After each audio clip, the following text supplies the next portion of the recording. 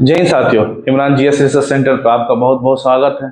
साथियों, कल हमने भारतीय संविधान का जो भाग 9 है जिसमें पंचायत की चर्चा है उसके बारे में हमने विस्तार से जाना और जो मुख्य इम्पोर्टेंट जो क्वेश्चन थे उनको हमने बेहतर ढंग से कवर किया, जो कि एग्जाम दृष्टिकोण से काफी महत्वपूर्ण है। ठीक है ना। तो आज चलिए हम देखते हैं। कल हमने देखा था पंचायत के बारे में, आज हम देखेंगे नगर पालिका के बारे में। ठीक है ना। तो इसकी चर्चा भारतीय संविधान का जो भाग 9 में ही 9 के क में है। ठीक है ना। 9 के क में किसकी चर्चा है? तो नगर पालिका की।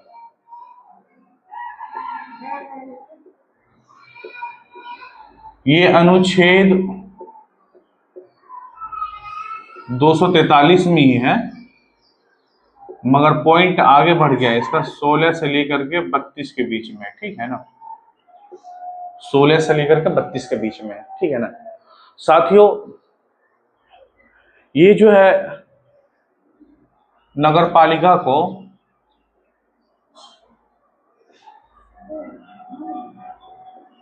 चौहत्तरवां संविधान संशोधन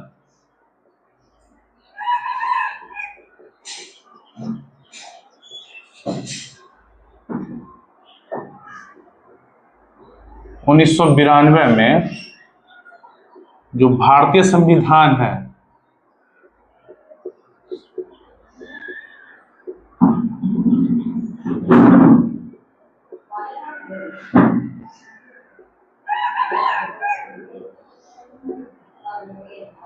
अनुसूची 12 में रखा गया इसको। ठीक है ना।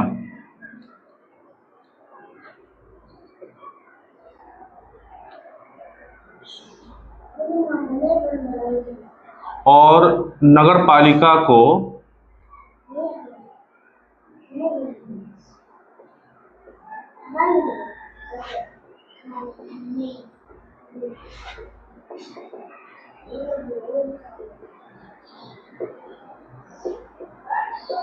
यह अधिकार दिया गया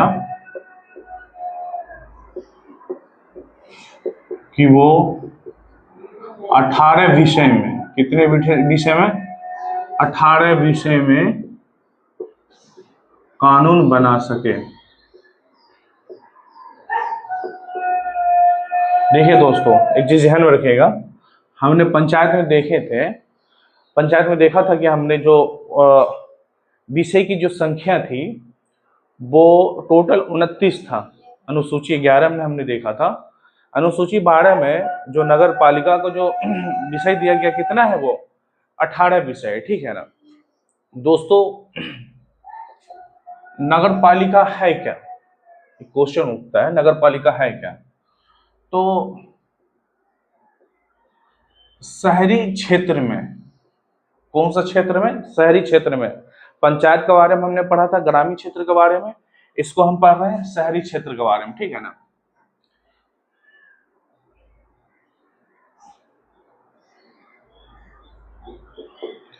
शहरी क्षेत्र में स्थानीय स्वशासन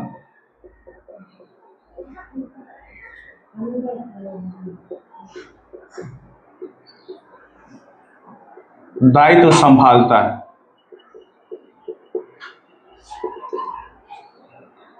एक तो दोस्तों ये शब्द आ रहा है स्थानीय स्वशासन, ये है क्या?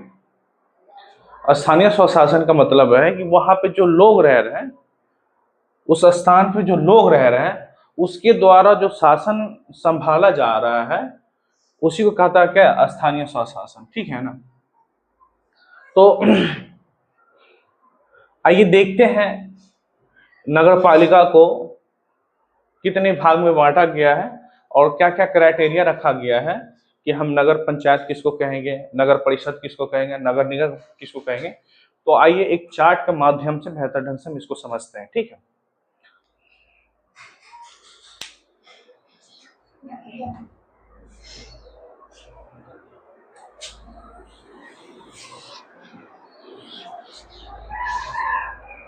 साथियों, नगर पालिका को टोटल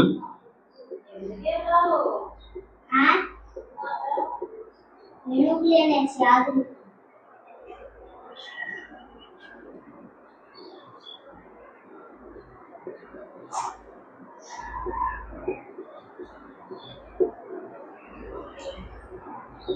भाग में बांटा गया, ठीक है ना, हमेशा ध्यान रखेंगे हम। कितने भाग बांटा गया? तो तीन भाग में। एक को रखा गया है नगर पंचायत,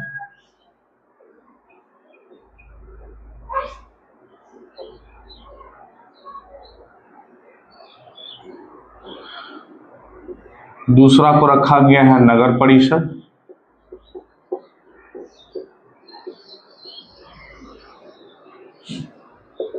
तीसरा को रखा गया है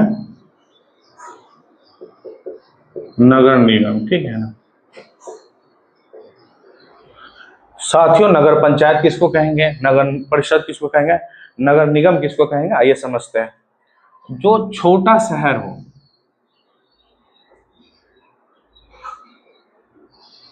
छोटा शहर को क्या कहते हैं, नगर पंचायत हो गया।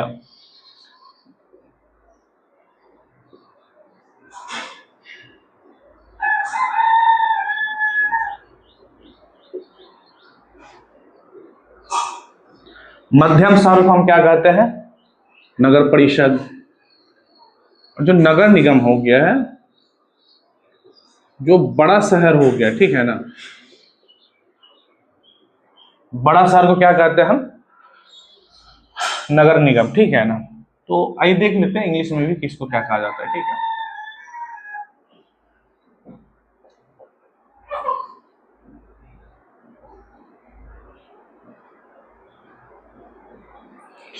इसको नगर पंचायती कहा जाता है, इसको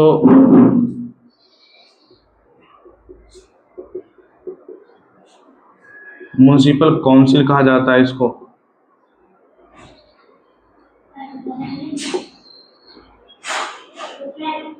और इसको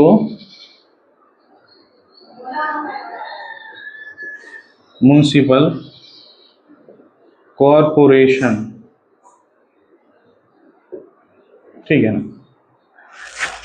एक जनसंख्या दिया गया है, अगर इतना जनसंख्या रहेगा तो नगर पंचायत होगा, इतना जनसंख्या रहेगा तो नगर परिषद, इतना जनसंख्या रहेगा तो नगर निगम। तो इसमें एक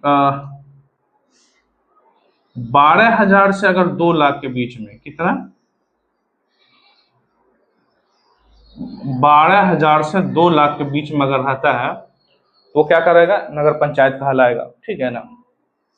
इसमें जो है 2 लाख से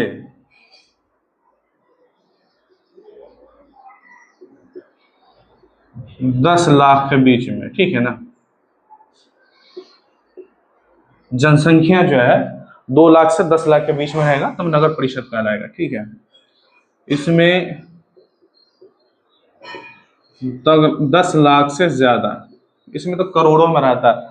अब मुंबई देख लीजिए, वहां की जनसंख्या करोड़ों में है, दिल्ली देख लीजिए, वहां की जनसंख्या करोड़ों में, वो सब महानगर कहलाता है, ठीक है ना। तो ये क्राइटेरिया दिया गया है, ध्यान में रखेंगे, ठीक है ना दोस्तों। अब जानते हैं जो जो इस शासन चलाता है, इसको जो स्थानीय जो शासन चलाता है उसको क्या क्या कहते हैं, ठीक है ना। तो नगर पंचायत में जो रहेंगे उसको कहेंगे चेयरपर्सन,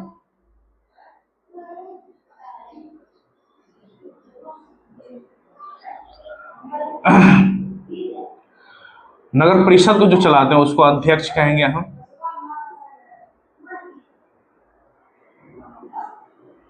और नगर निगम में जो चलाते हैं उसको क्या कहेंगे, महापौर,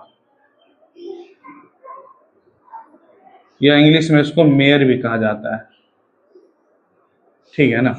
ये चीज ध्यान रखिएगा, ठीक है दोस्तों। आइए देखते हैं इसका कार्य क्या होता है, ठीक है ना। कार्य में हम लोग देख लेते हैं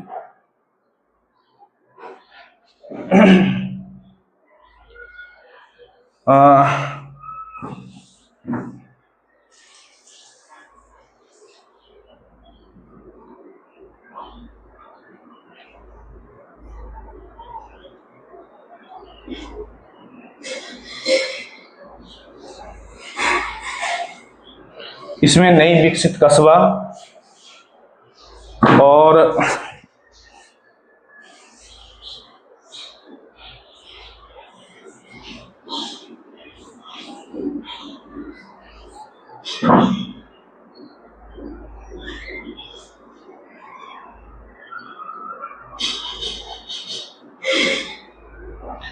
नई विकसित कस्बा को बुनियादी सेवा देना होता है नगर पंचायत में, ठीक है ना। इसमें जो है इसके कार्य में देखते हैं।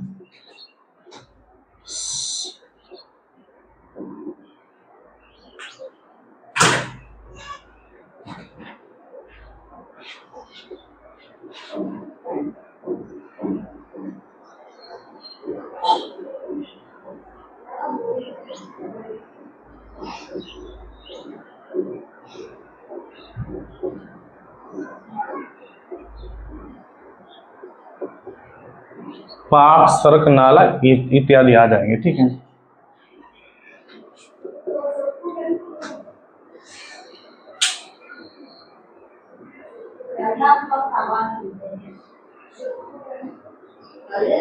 इसमें दोस्तों महानगरीय स्तर,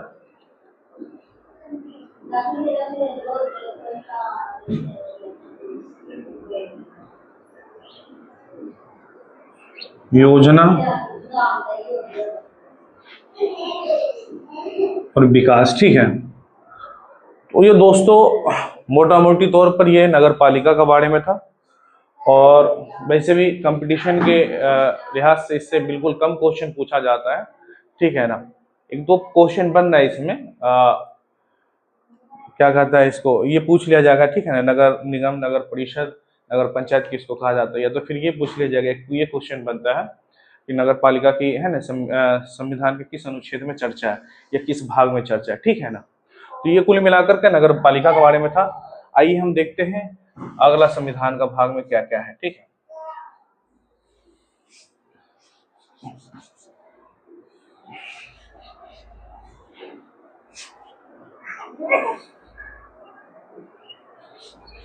दोस्तों 9 के ख में जो है, भारतीय संविधान के 9 के ख में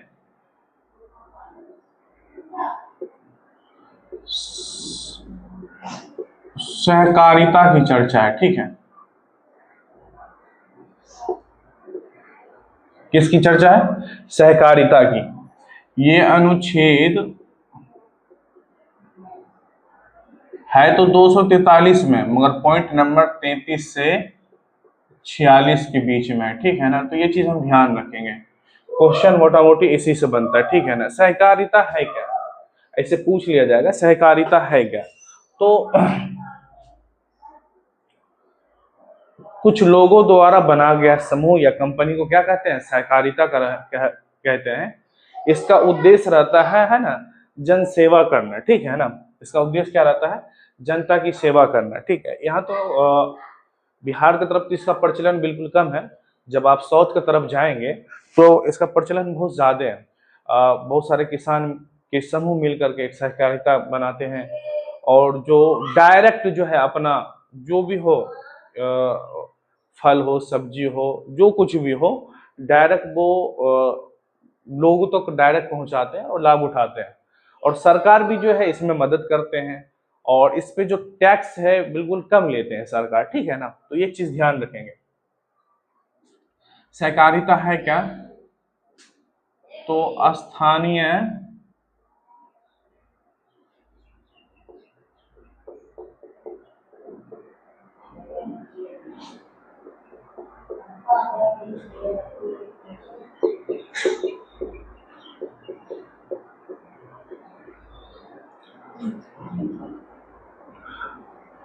स्थानीय हटा देते हैं, कहीं कभी लोग हो सहकारिता में काम कर सकते हैं, ठीक है। तो लोगों द्वारा बनाया गया समूह या कंपनी, ठीक है ना, सहकारिता कहलाता है।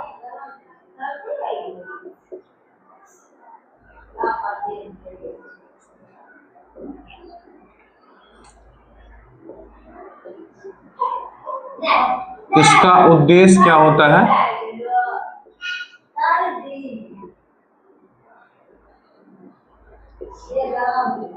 जनता की सेवा करना। ठीक है ना, ध्यान रखेंगे। और एक ये पॉइंट लिखेंगे, सरकार इस पर टैक्स क्या है, कम लेती है। ठीक है ना। ये दोस्तों भारतीय संविधान, जो भारतीय संविधान जिसको हम मूल संविधान कहते हैं, उसमें ये नहीं था। ठीक है ना, सहकारिता, इसको जो है कब जोड़ा गया? तो 27वां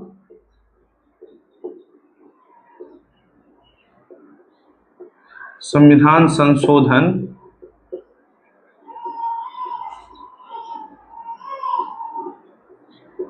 2003 में। तो एक मोटा मोटी क्वेश्चन यहां से बन रहा है, क्योंकि हम दोस्तों परीक्षा के दृष्टिकोण से पढ़ रहे हैं। ठीक है ना, तो हम वो सब चीज लेते चलेंगे जो एग्जाम दृष्टिकोण से काफी महत्वपूर्ण हो। तो ये था मोटा मोटी सहकारिता के बारे में, जो संविधान का भाग 9 के ख में रखा गया है, अनुच्छेद 243 में ही है। पॉइंट जो है 33 से 46 के बीच इसको रखा गया है। ठीक है ना, क्यों रखा गया? एक सहकारिता क्या होती है तो हम जानते हैं, कोई भी लोगों का समूह या एक कंपनी होता है जिसका मेन उद्देश्य होता है जनता की सेवा करना। ठीक है ना, और इसका जो है, इस पे सरकार टैक्स भी कम लेती है और मदद भी करती है। ठीक है ना, ये कब जोड़ा गया? 27वां संविधान संशोधन 2003 में। तो ये इंपॉर्टेंट पॉइंट है, इससे क्वेश्चन बनने की संभावना है, तो ये पॉइंट हम याद रखेंगे। ठीक है ना, और ये देखते हैं अगला भाग क्या है।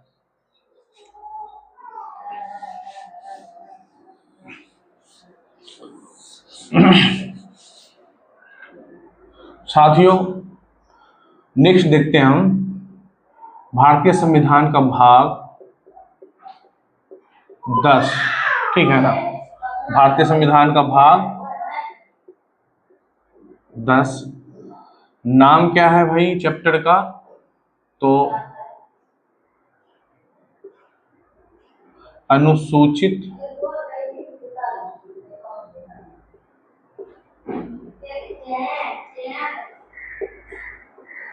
जाति एवं जनजातीय क्षेत्र। ये अनुच्छेद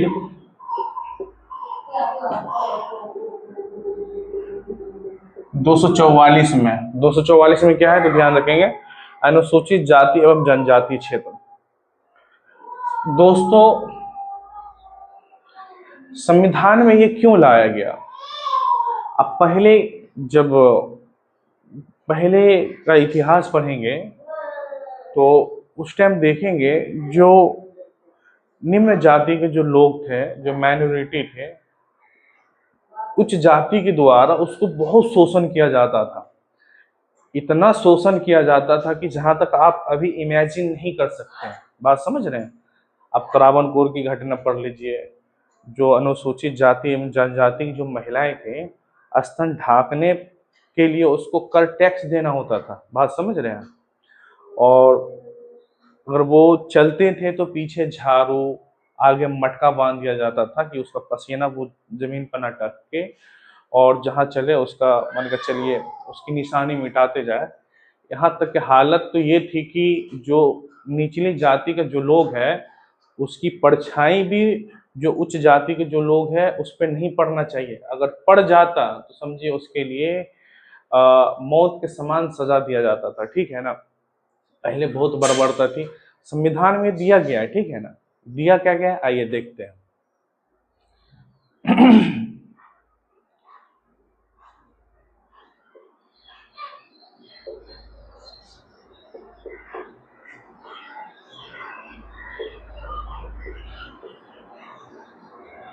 ये एक्ट है SC/ST एक्ट 1989।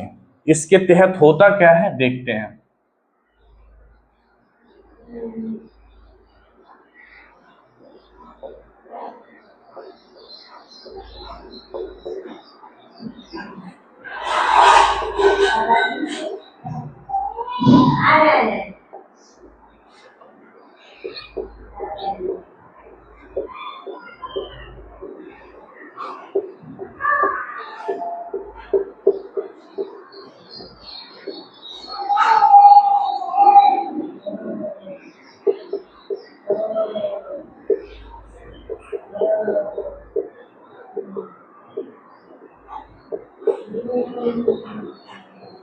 समझ रहे हैं ना। अनुसूचित जो SC ST जो जाति हैं, अगर वो पुलिस में शिकायत कर दिए हैं तो बिना छानबीन के सबसे पहले क्या करेंगे, आपको अरेस्ट करेंगे, है ना, गिरफ्तारी करेंगे। ठीक है, क्या करेंगे, गिरफ्तारी करेंगे। इसमें जो मोटा मोटी तौर पे यही एक मुख्य बिंदु है। ठीक है ना, इस एक्ट का हम नाम याद रखेंगे। और एक और इसमें जो है एक बिंदु है जिससे एग्जाम दृष्टिकोण से काफी महत्वपूर्ण है। असम की जो SC ST जाति है, ठीक है ना,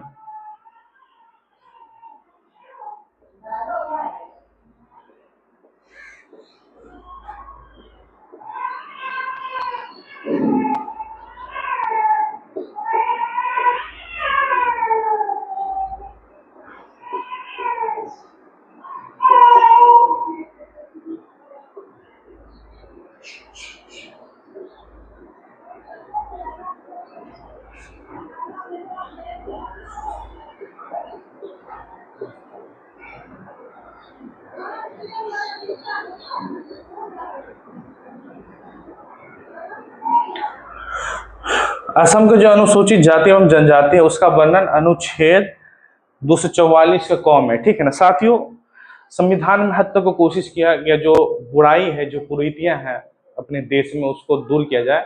इससे संबंधित डायरेक्ट संविधान में इसका प्रावधान दिया गया है। जब आप मौलिक अधिकार, मैंने पिछले वीडियो बनाया, देख लीजिएगा। ठीक है ना, तो कुल मिलाकर के ये अनुसूचित जाति एवं जनजातीय क्षेत्र के बारे में था। और इसमें जो है मोटा मोटी तौर पे यही दो मुख्य बिंदु है जो कि एग्जाम दृष्टिकोण से काफी महत्वपूर्ण है। तो साथियों, मिलते हैं हम अगले वीडियो में। अगर वीडियो पसंद आया है तो लाइक कमेंट जरूर करें और मेरा चैनल को सब्सक्राइब जरूर करें। जय हिंद।